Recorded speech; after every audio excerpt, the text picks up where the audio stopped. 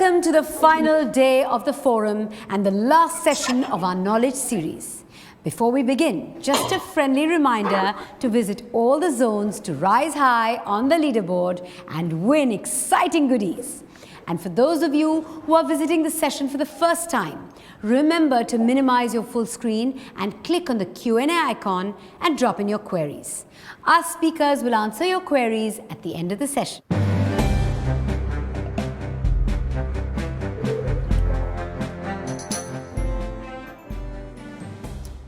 Distinguished guests, friends, ladies and gentlemen, a very warm welcome to all of you to the final day of the 9th Annual Forevermark Forum, virtually in 2020.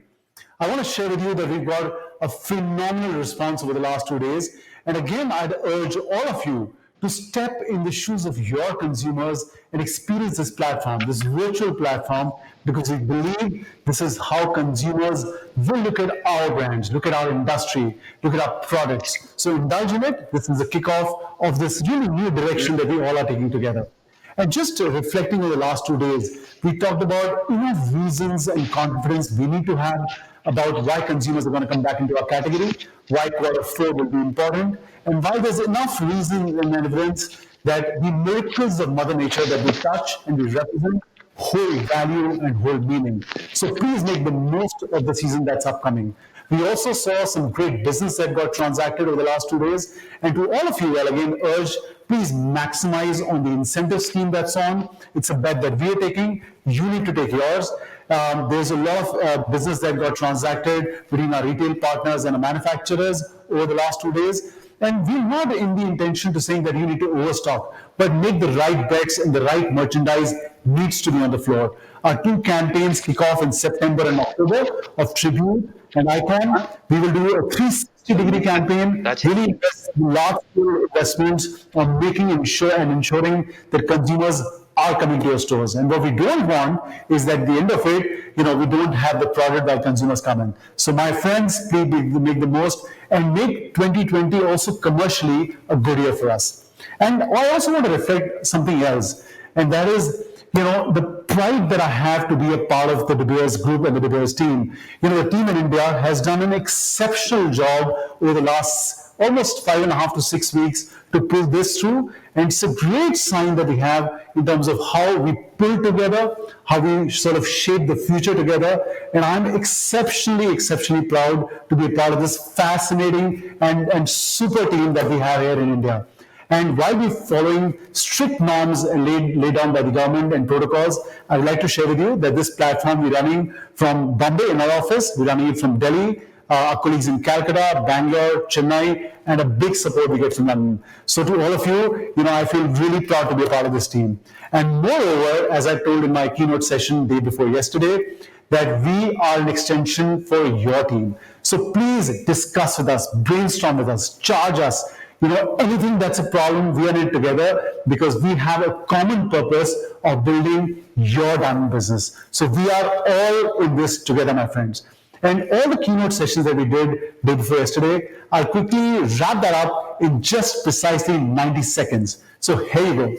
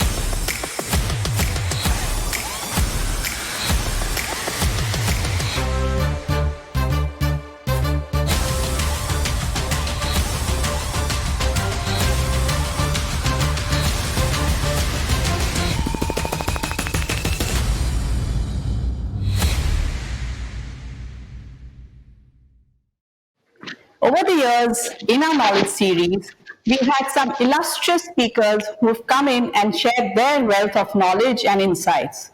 Those have really helped us implement really nice ideas in our business as well as in our daily lives.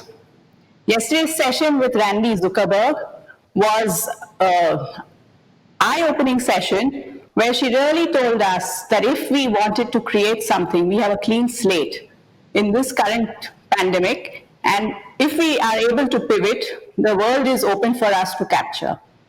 Mr. Deep Kalra's session was really a session which taught us a lot about leadership, as well as a lot about how we have to focus on our consumers and understand what they really want from us. Today, we have an equally illustrious and an extremely accomplished speaker, Mr. Sonam Wangchuk. A mechanical engineer, an education reformist, and an innovator, Mr. Wangchuk was born in the Trans-Himalayan region of Ladakh. He has founded the Sekmol Alternative School campus in Ladakh, a special school where the criteria is not really your grades, but it's actually failure. You are admitted if you fail. It's an unusual concept. Here he teaches students to actually live sustainably, and the school is completely built on low-cost solar heating buildings.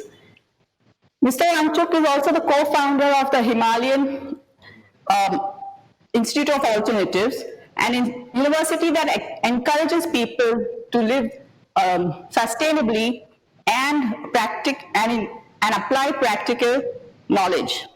In 2013, he innovated the ice stupa, which is a big tourist attraction in Ladakh, but actually it helps farmers in spring to gain water, which has actually come in during the winter.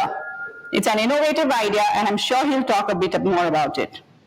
In 2019, in order to combat climate change, he started the I Live Simply movement, where he encourages people to give up things which harm the climate. Things like ironing your clothes, choosing bicycling over choosing bicycling over cars, choosing the train over planes, and things like that. So without taking up any more time, I would like to introduce Mr. Sonam Wangchuk.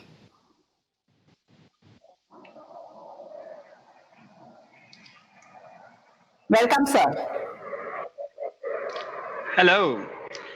Hi, thank you very much, and wonderful connecting to the extended family of the bears. And as you can see, I'm connecting from Ladakh. Behind me are the mountains of the Himalayas. Can you see that or not? I hope you can. And the blue thing you see up there, like this, is not a blue canvas like some of our friends in the testing setup wondered. It's actually clear sky. So this also shows you how I come from a very different world on the same planet though. It's desert that you can see behind me, complete desert, and clear blue skies. We are in the Himalayas, or actually across the Himalayas. Trans-Himalayas we are often called. Trans-Himalayas meaning across the Himalayas, and that's why while Himalayas are lush green, we actually are a desert. And that's because the Himalayas act like a barrier, and we are in the rain shadow, as geographists will call.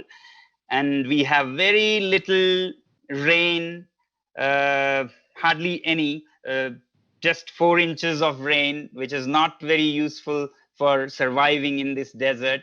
So it's a very, very different world from yours. But what we share, I think, still, even if it is a different world, is the spirit of adding value and quality and satisfying or solving people's problems. So these are things that we share. and I'll share a bit of my journey and some learnings, because today, in these times when things have changed a lot in the world with the COVID situation, many people are confused, many are depressed, and yet what I think we need to have is a change of perspective more than anything else. Sometimes innovation need not be in gadgets and machines, but in a way of seeing things, an innovative way of seeing things out of the usual box. And that is roughly what I'll be sharing with you a little bit. But I'll start with a little bit more about my region, Ladakh. As I said, life would be considered impossible in these deserts. If you flew in from by air, you would think this is like some other planet, moon or Mars, and that's why many people call it the moonland. Yet in moonland, which means uninhabitable, dry desert, it's not actually a compliment. Our ancestors have been very innovative, very creative to make life possible in these settings. For one thing, they solved the problem of water, which a desert doesn't have, by not depending on the rains like most of the world, but by banking on the banks of ice that our mountains hold, which is not fresh water from the skies like rain, but it is like fossilized water from hundreds and sometimes thousands of years ago. And these are called glaciers. So they innovated and made ways of channelizing these melting glaciers to deserts like what you see behind me, and made them green oases which could grow all kinds of vegetables, alpine vegetables and fruits like apricots, apples, and so on. So apart from physically innovating with canals and harnessing glaciers, I think they were very innovative in how they looked at life. And it is this environment that gave me a sense of innovation of a different kind, that the environment that I grew up as a child. So let me share a little bit of how people made life possible in a desert in the skies, because the desert you see behind me is at 3,500 meters above sea level, roughly 11,500 feet in the sky, this desert. And because it is very high, it's very cold, extremely cold.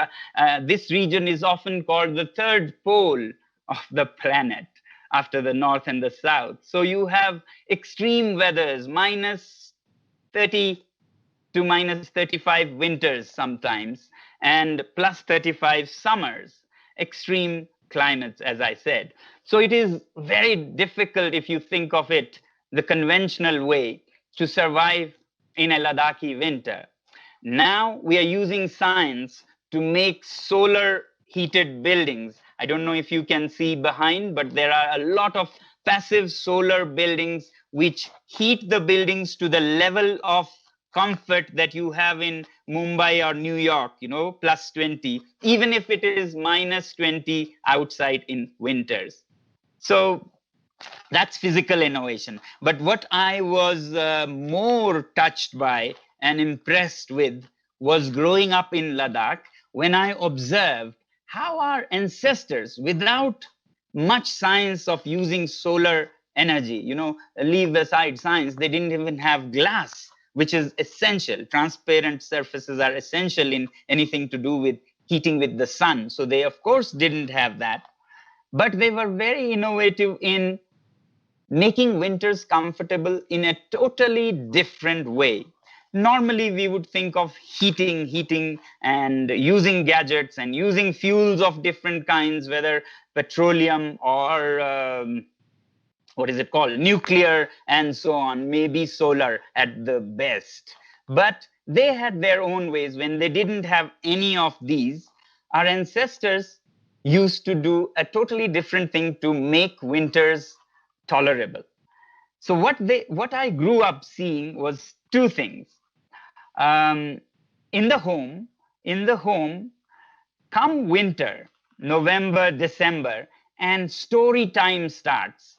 Grandparents um, huddle around the fire with children or at bedtime and tell the beautiful stories which had a lot of teachings in them and which were so imaginative, because you had to do the imagination, unlike televisions who do it for you and do not develop your imagination. So children would look forward to winters as the storytelling time. Now they were very clever. Throughout the winter, children would get to listen to stories, but come spring, April or so, with the first greens visible outside, storytelling would suddenly become a sin. And I used to wonder why storytelling is a sinful activity. People said because the gods and goddesses would be upset if you are telling stories when the greens have come out. I didn't convince me. It took me many years when I grew up as an engineer to understand innovation can be in many different ways. And that's when I understood that it was a social innovation whereby when the greens come out, it means farming is possible. It means it's time to work outdoors to, grow all the food for the long winters and the summer itself. And therefore, people shouldn't sit telling and listening to stories. And on the other hand, these stories should be reserved for the hard times when you can't do anything else, which is the next winter. So stories are made valuable and associated with the hardest time, that is winter. And after springtime, it's a sinful activity. Children, parents, everybody is on the farm. And farming can become so colorful. So why would you need stories anyway? So that was a great innovation without any gadgets or moving parts or electricity or bills to pay or pollution. Just changing the way of seeing things so that people associate winter, particularly children, with a fun time to look forward to. This was one innovation that impressed me. Without anything, any physical resources, you can make something worth waiting for, even if it is the harshest, most painful time of the year. Now, this was indoors in the families. Outdoors, they did the same thing in a different way. So summers are very pleasant. Summers are beautiful temperature, all kinds of flowers, greenery, and so on. So you don't need any special arrangements to entertain you or to help you pass your time. Therefore, summers would be only farming and other activities. But come winter, socially speaking, there would be a series of festivities in different villages and monasteries. Weddings would only happen in winter. It's almost a sinful activity to get weddings in summer because, again, people are busy.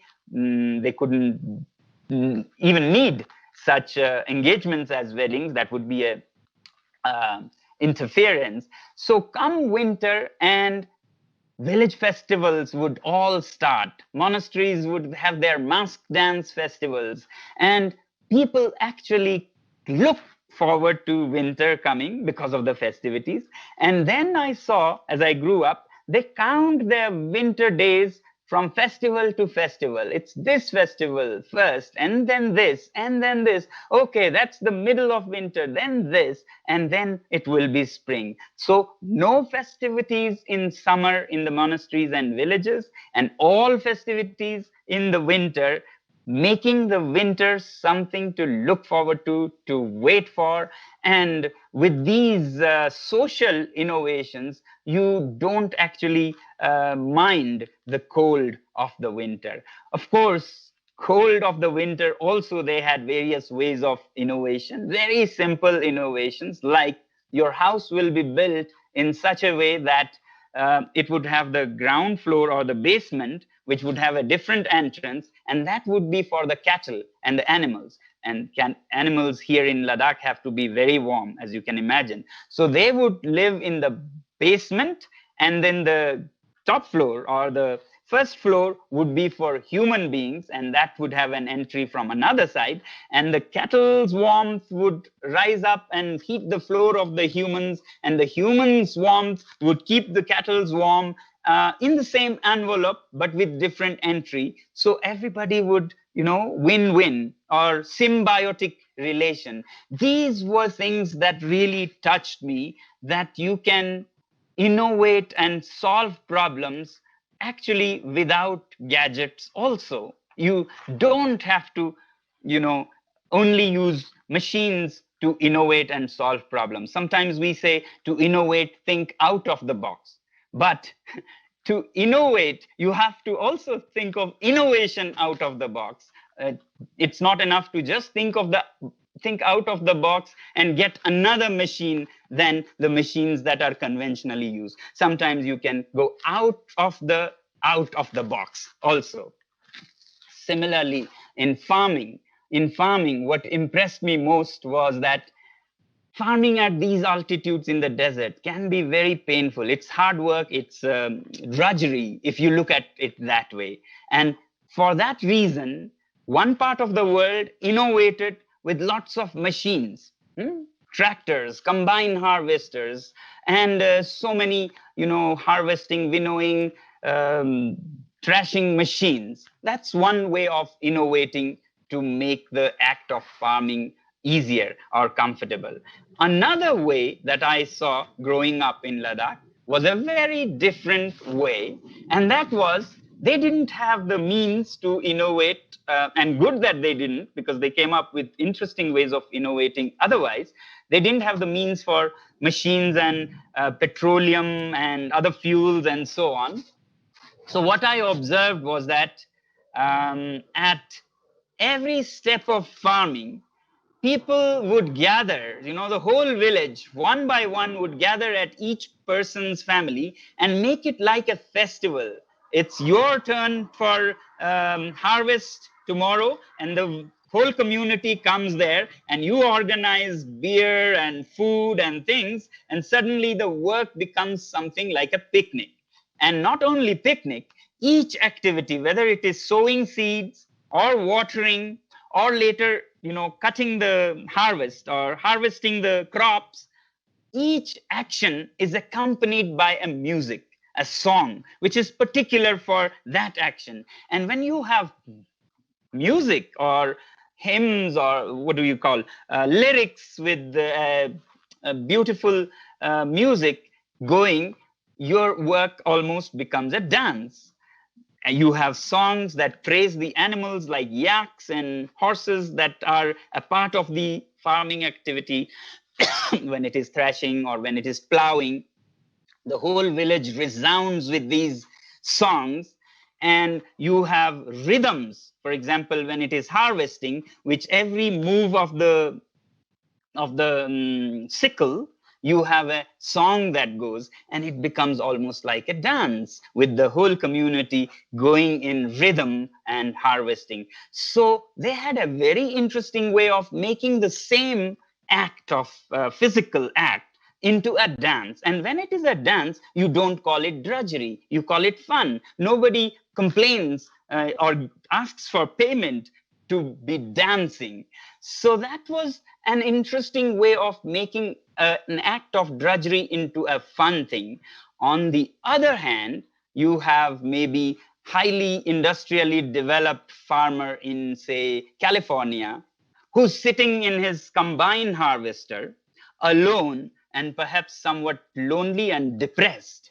I can tell you, these farmers in Ladakh may not be as fast, but they are definitely many times happier than the lonely farmer in the cabin of a huge combine harvester in California. So two innovations that make the same act become very different. One makes the act into a dance and takes the physical activity as their exercise and stay fit into their 80s and 90s, whereas the lonely, depressed driver in the combine harvester perhaps is lonely all day, and in the evening goes to a gym and lifts iron for no reason, to just get some physical activity and pays for that.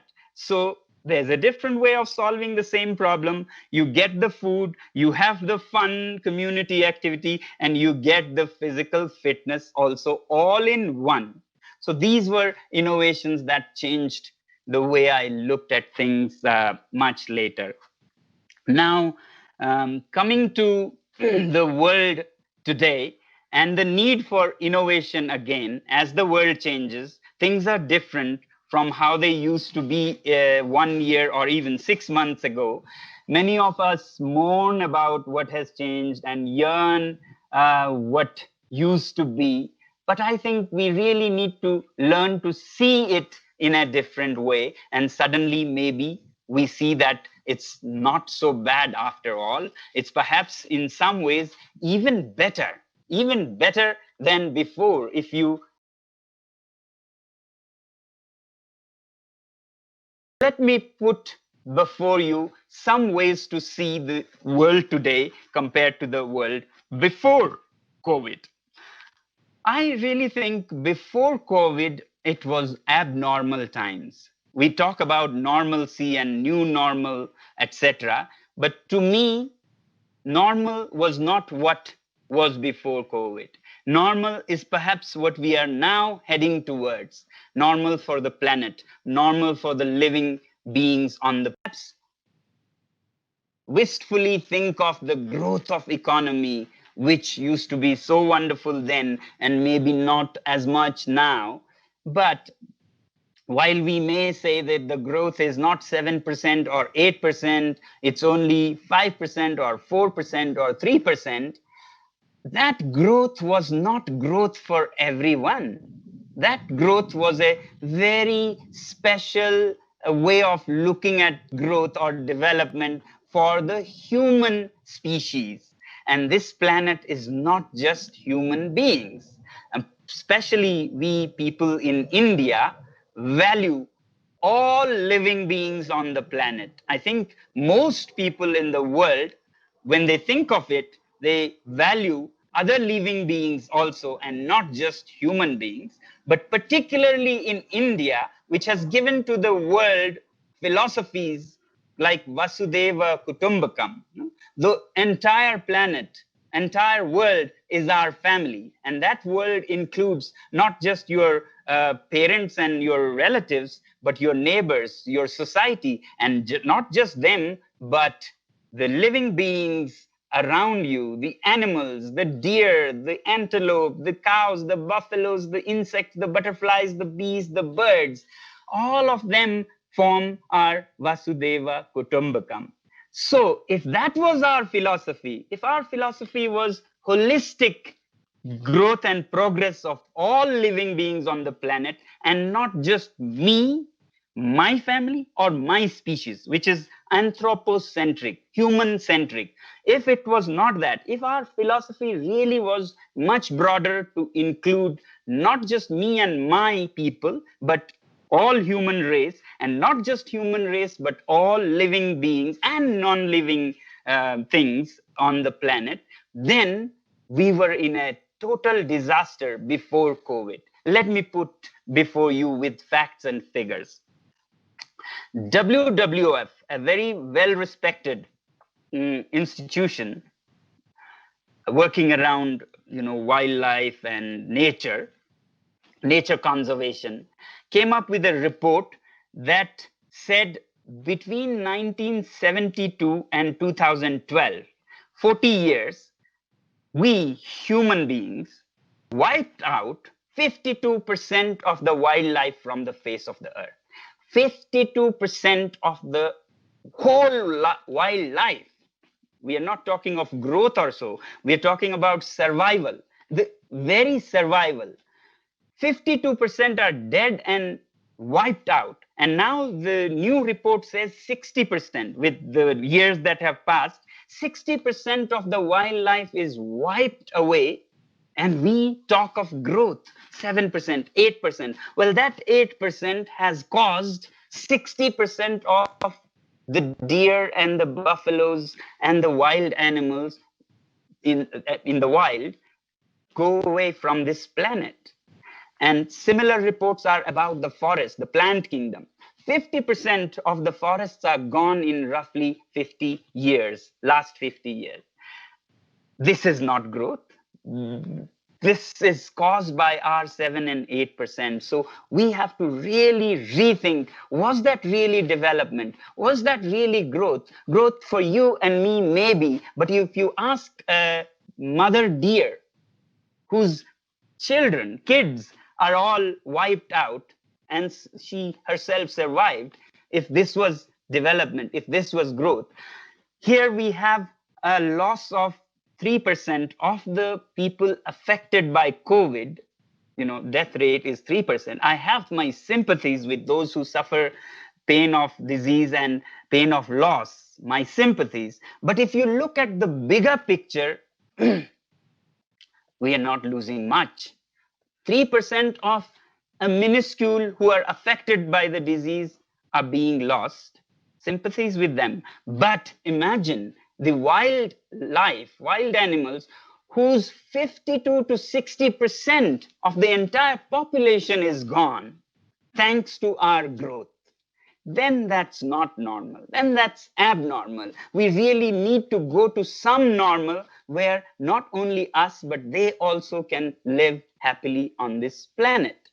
So therefore, I think we should not mourn too much about the loss of the past ways, because if you sympathize, if you have the empathy to think of what goes through the animals, in living beings in the wild and the forest, then they are all happy. If you ask them, how has the last 6 months been for you? If you ask the rabbits, if you ask the deer and the hippopotamus and the rhinos, they'll say it has been like never before. The rivers are so sparkling clean. The air is so nice to breathe. Suddenly, habitats are safer. Suddenly, everything is cleaner and greener.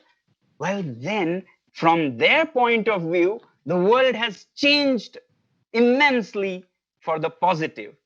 Only the humans have suffered some loss, very little loss.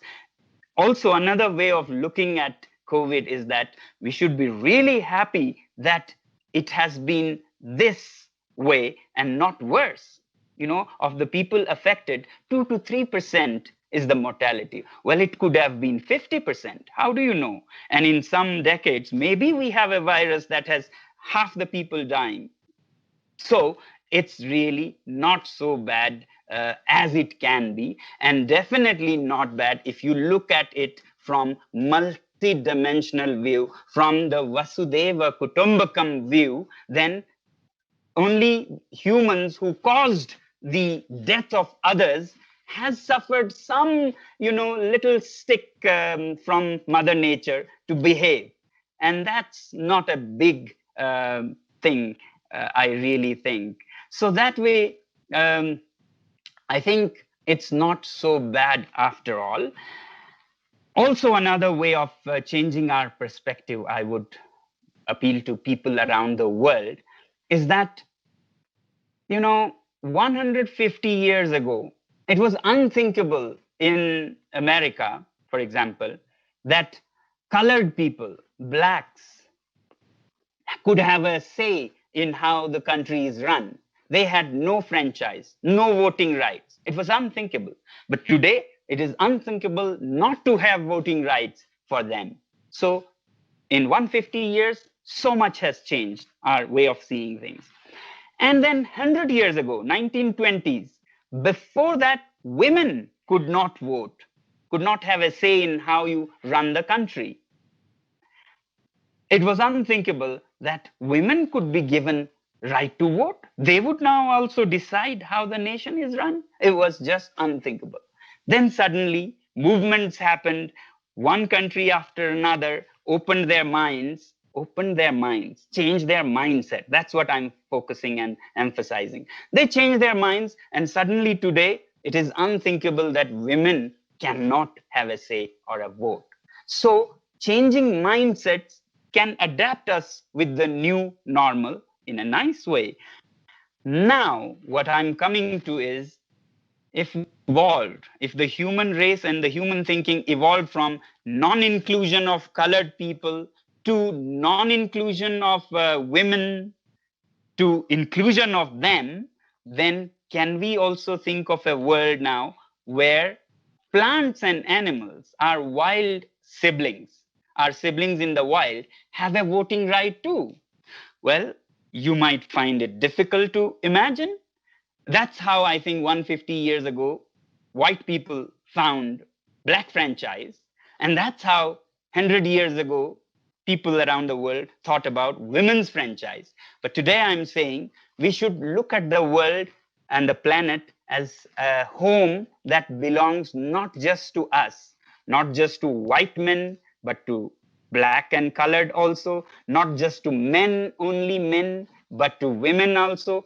But now it's the time to think not just for women and men, but also to the deer and the antelope and the rhinos and the rabbits and the butterflies and the trees and the lakes. So can we open our minds to say that they also have a vote in how the planet is run? Then we'll definitely understand that they will not vote for the same ways that we had, where we had 8, 10, 12% growth, but they were completely devastated. Their families, their habitats, means homes, were destroyed and they were butchered or burnt because of human activities. That's not Vasudeva Kutumbakam. So if we look at it from this philosophy, then suddenly we can think that yes, it's getting better. We humans are learning a lesson to live simpler lives so that others simply live.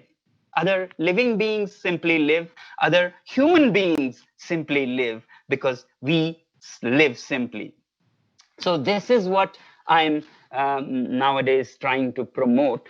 And for that, what I like is that our country, India and many countries, many faiths have given so much wisdom to the world. It's time that we re-look at the wisdom of how we were going. We maybe lost our path in capitalistic pursuits, pure capitalism, make wealth, no matter what happens, maybe caused a lot of damage. Maybe we should start changing our lives and be happy about that.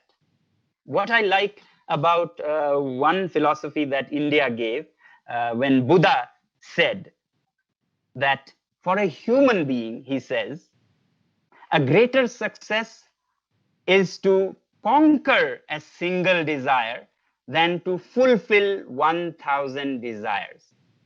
Now, normally in the conventional idea of progress, people see somebody successful when he or she has fulfilled desires, as many as he wants, has house, has cars, has all kinds of gadgets. But then there is no end to it, because when you start with a car, then there's the next bigger car, the next model, a house, 2 houses, 4 houses. There is no end. That's why Buddha said, for a human being who's evolved, it's a greater achievement to conquer a single desire. If you can conquer the desire itself, then you have burnt, you have evaporated the need to, fulfill this desire, that desire, and so on. Because on that path, the Western capitalism path, we can go in pursuit of happiness. We can fill in our bosom with all kinds of gadgets and material wealth, but it never satisfied. And when we look inwards, we find that we are putting things into a bucket and that never fills.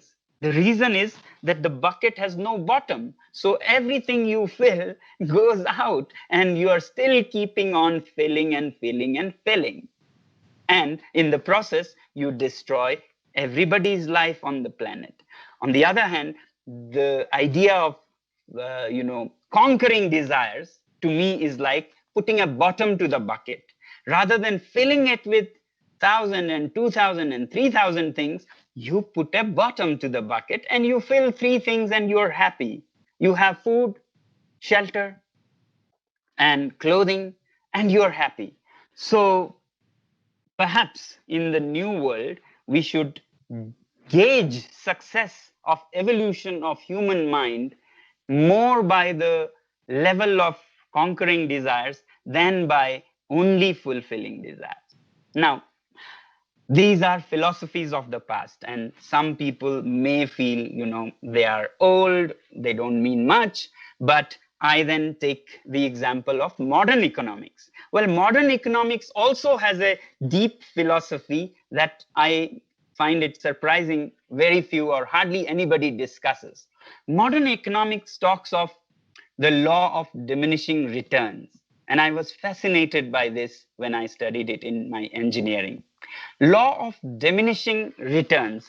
Put in simple words, what it says is, when you buy your first pair of shoes, it gives you immense satisfaction, because before the pair of shoes, you had thorns, gravels bothering you and painfully bothering you.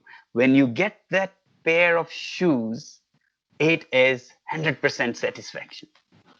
When you get the second pair of shoes, it gives you some satisfaction, but not like the first one. When you then get the third pair of shoes, much less satisfaction compared to the first one. Now you get richer and richer and grow and grow. You get the seventh, eighth, ninth, and 10th pair of shoes. By that time, you don't even know or remember you have a 10th or 11th pair of shoes. There's hardly any special satisfaction. The satisfaction derived from the utility diminishes as you add on and on and on. So in the past, pre-COVID times, we were busy buying our 41st pair of shoes, which didn't give us any satisfaction, almost any, maybe for the first day, but which was destroying the planet with all the chemicals, all the raw materials. And when you throw them away after a few days of use, it was going into the lakes, oceans, killing fish, and so on. Now imagine your 11th pair of shoes, which doesn't give you much satisfaction. This is law of diminishing returns. But what we can project to in an Indian philosophical way is that, imagine if you give that 11th or the 21st pair of shoes to somebody who doesn't have any pair of shoes. You can imagine the amount of satisfaction in that person is 100%. 100% satisfaction, not for me, but for him. It's so fulfilling to have his or her first pair of shoes. That's where I say that we should not stop, being in business or being successful. We should keep working hard and create wealth, but not just for myself, not just my 41st pair of shoes, 42nd pair of shoes, but after that, you start working for others to give the 11th pair of shoes to a child who has no pair of shoes, the 12th to a second child, likewise 100th child who has got his or her first pair of shoes. Absolute satisfaction, the satisfaction in absolute terms, total, will be so much more than amassing things for yourself. So post-COVID mindset, I feel, should not be that we don't do anything because it's harming nature. I think we should keep working. We should continue to be successful even in the physical world of business, but have a big part for others so that we can satisfy their primary need and thereby defy this law of diminishing returns. And that's when the world will be a better place. If we can, in the post-COVID world, make it a part of our philosophy to satisfy all our needs, definitely. Nobody is successful if they have, hungry children in the home. But beyond a point, it doesn't help, actually harms other beings. So I think that the new world, the meaningful tomorrow that we talk about should be about not just us and us alone, but for the whole planet, all people, and plants and animals. And that's why I always talk about living simply. Living simply. Out in the mountains, we are affected by climate change, because of the growth of the past. The way people live in big cities like Delhi, Mumbai, New York, London, Ahmedabad, the way people live with no end in mind causes so much pollution, so much destruction. And in the mountains, for us, our glaciers are melting away. And we are having to build artificial glaciers like ice stupas, as was mentioned earlier. I will not go into details of it. There's a lot on YouTube and social media or internet you can look up. But I would say that these ice stupas, which have got us some name and some recognition, I really don't think that is the solution. I don't think that is something we can brag about. I think the solution really lies with you, people in the big cities who have a lot of money to spend. If you don't spend it cleverly, we will keep losing our glaciers.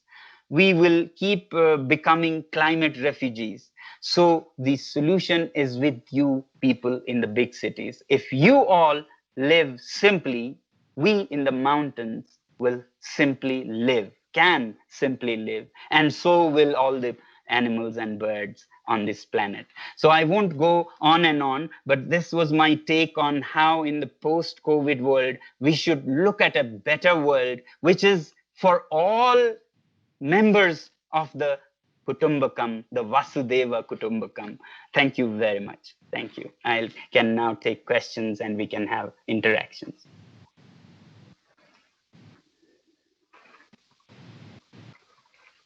We will now begin the Q&A session with the speakers.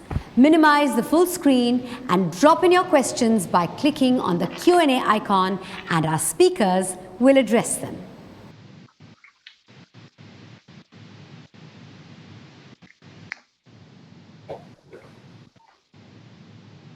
Thank you, Mr. Wangchuk. That was a really insightful discussion that you had. There are so many points that we can take away, especially us in the big cities. So thank you very much for that. Some parts of what you did say really echoes with the De Beers philosophy of building forever.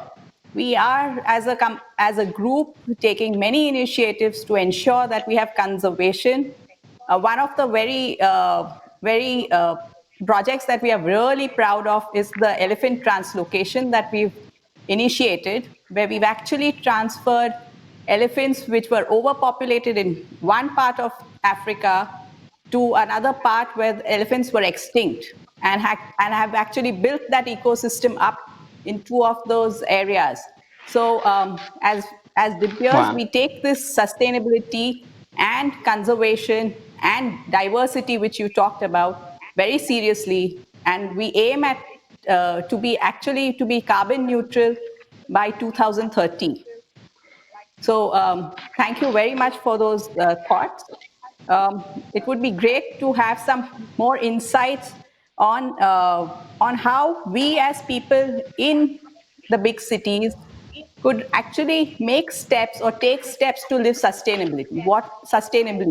What are the steps we can take, which are simple steps? Because when we hear about it, it's quite overwhelming. And then we say, we can't do this. So what are the simple steps that we can take to live sustainably? Well, the simple steps are to make everything simple and less complicated, where you can share things. Don't go for each one having their own everything, own television, own car, and so on. That's what can destroy a lot. Similarly, we could go for, like in India, we have this tradition of, say, vegetarianism.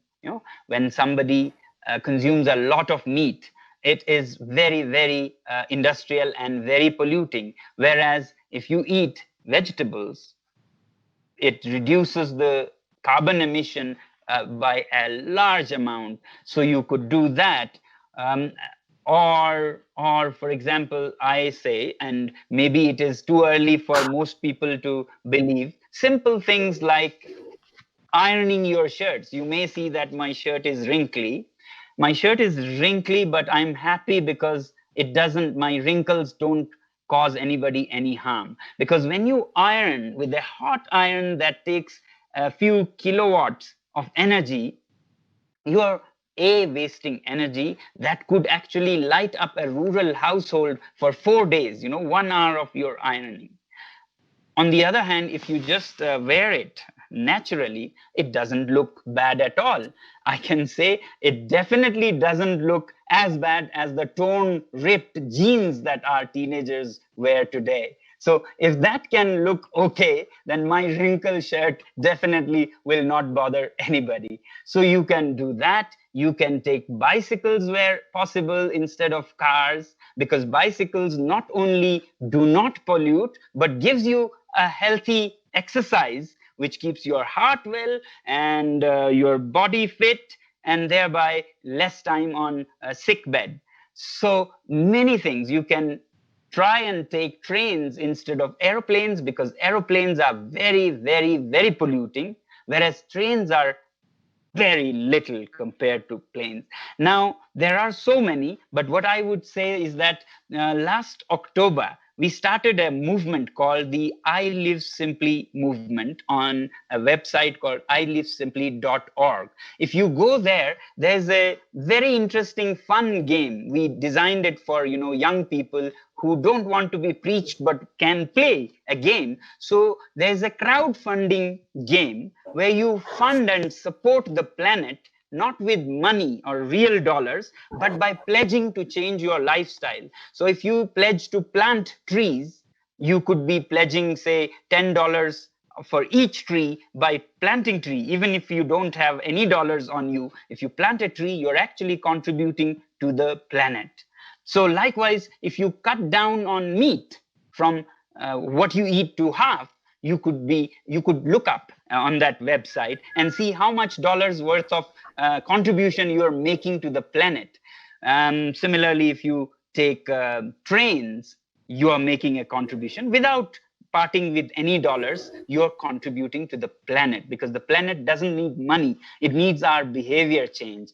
So that way you can do a lot without involving money for the planet. So these you can look up, I would say, and already some $11 million have been contributed by the people. You all can add up. We don't need your real millions of dollars. You can keep them for other good things. But on this platform, you can say what you want to change your life that will make life better for all the other beings.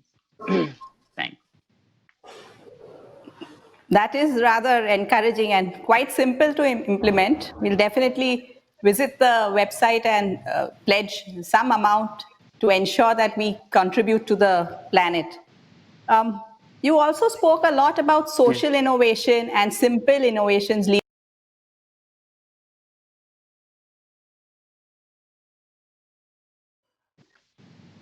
I think I got cut. Yeah. Sorry for the glitch. Can you hear me now? Yes. Yes, I can. I'm sorry. This is Ladakh, so some internet glitch also. Yeah, no problem. Okay, It but I just can shows hear that you. we are live and it's not recorded. So in a way, it's nice. Yes. Great way of looking at it. Yeah. So I just wanted to understand, as I mentioned, you talked a lot about social innovation. Is there something that we in the cities can do as social innovation, or have use some small ideas to make a big impact, especially when we are so time poor? And with so much happening all together around us, how do we put that time aside to actually create some kind of rituals? Yeah. So social innovation towards the things that I was talking about was that well-being of other human beings who are not so fortunate, and well-being of plants and animals.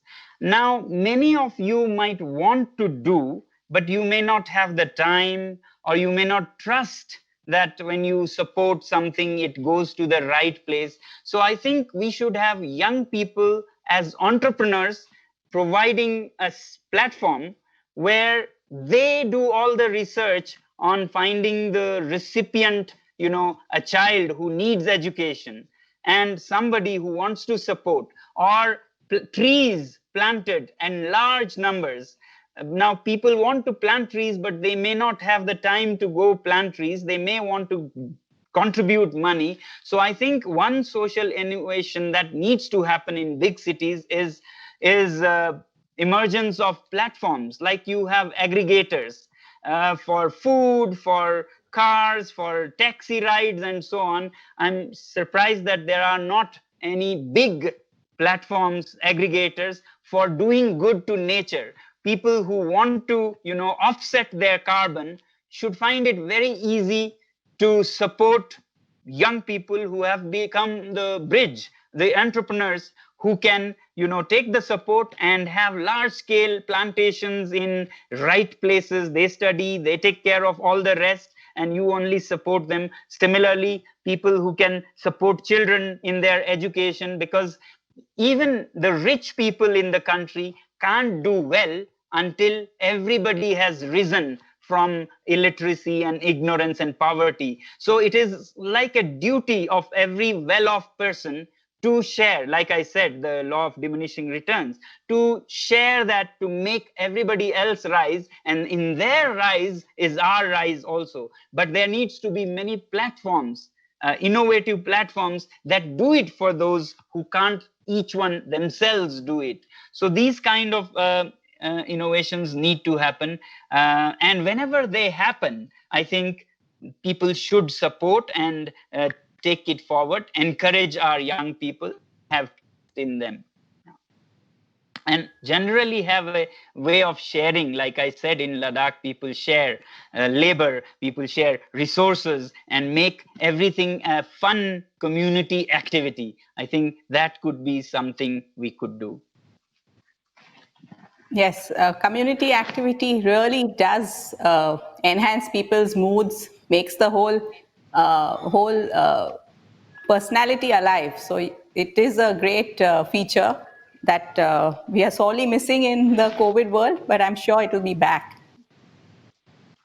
Another question that I would like to ask you is, as a mother or a parent of a 5-year-old daughter, Thea, what is the advice you would give me for her education? Should I just look at it as being academic excellence, or is there anything further that we can add to her education?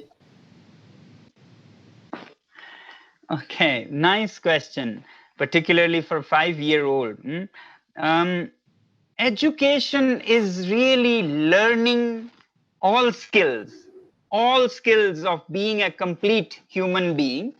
But I feel we overemphasized and overdid with literacy, reading and writing, which is like the latest addition to our skills. Reading, writing is like only 2,000-3,000 years old, whereas other skills of doing things with your hands, speaking, thinking, these are time immemorial we have been doing. But just because reading and writing and now IT and things are recent acquisitions, we get obsessed with them. So what I would say is that please leave her aside. Don't make her do a lot of reading and writing at 5 or 3, 4, 5 or 6. Let her go out in nature, play with others, interact with friends and people, to stimulate her brain, because once the brain is stimulated, it can do a lot of things. Our brain cells grow till the age of 6, roughly 85% of them. So she is in that phase where her brain cells are growing very fast, and they grow fast only if there is stimulus, if there's interactive stimulation of the mind. And mind you, making her memorize A, B, C, D and making her write and improve her handwriting is not stimulating at all in the bigger picture. It may be attractive because reading and writing is, as I said, obsessively something new for people. Otherwise, human beings are much more. They have been here for millions of years, not the 2000 years when we learned to write. So let her other aspects develop, her brain develop as it is developing, and reading and writing is not doing that. In fact, let me tell you, in some very progressive countries like Scandinavia, where educationally they are very progressive, they don't even introduce A, B, C, D till 7 years of age. They do everything else that stimulates the mind, like play and game and fun and intelligent things to do. But reading, writing comes at 7 years of age, and they are doing very well. It's not that they start late, therefore they'll remain behind. They actually lead many things. So please let her enjoy and learn life rather than hand her a pencil and a copy notebook. Thank you. I think that's a very genuine answer and quite relieving as a parent. I'm sure a lot of young parents will really appreciate this kind of advice. Another question that has come in is, will technology take over creativity in the 21st century? What is your opinion on that? Will it actually take over creativity? Well, if things are left to themselves, yes. The way we seem to be believing in technology, we might let it take over. But I hope we are wiser and don't do everything that our monkey minds are able to do. So I have been always saying there is cleverness and there is wisdom. Cleverness is about doing everything that you can do, like a monkey. You can do this, so do it. You can make green horses or red goats and sheep, you do that. What wisdom is that you don't do all that you can do, and be wise about its implications in the future. So even if we are able to develop artificial intelligence or cloning of human beings, there are things that you don't do, even if you can do. There's wisdom in not doing such things. So I hope that wisdom will prevail and we will not submit and surrender everything to technology and artificial intelligence, which can actually it takes a computer to make a total mess, as they say. To err is human, but it takes a computer to make a total mess. So if we give up everything, all controls, to just computers, that's what we might land in. So we should be very wise and not just clever. Thank you, Mr. Wangchuk. I think with these words of being wise and thinking and doing things, looking at the impact that you can make on the environment and the world overall, I think I'd like to thank you for such insightful thoughts and ways forward that you have shown us and make us more mindful about how we live our lives personally and as a business. It has been been a pleasure speaking to you, and I hope we can interact in the future when we have other such meetings. Thank you very much. Thank you very much, and all the very best to all the extended family of the Bears. And I hope you look at the world as a new world of happiness for all beings, even if some of us may have some losses personally. But there are lots of beings on the planet who will gain from this change. Thank you. Thank you very much. Thank you.